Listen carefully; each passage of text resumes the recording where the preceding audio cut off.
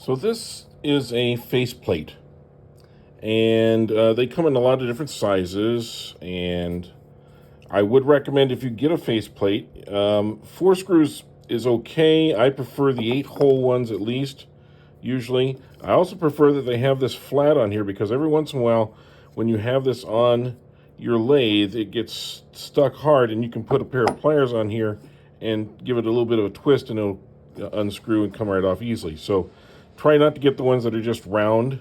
But what you want to secure them with is a screw, and not just any screw. You cannot use drywall screws. They snap, and if you snap a drywall screw, you're going to be hating yourself for a long time trying to get that out of the wood so that you can continue turning it. You want to use like a stainless steel screw. A pan head screw is a good way to go, and it doesn't need to be really thick or long.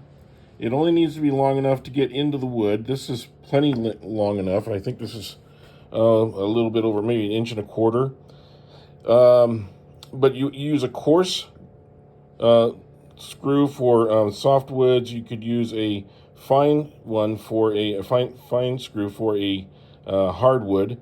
And you want to get a good grip. You want to make sure that they're well seated all the way around so that this does not move at all, and hold your wood while you are turning it.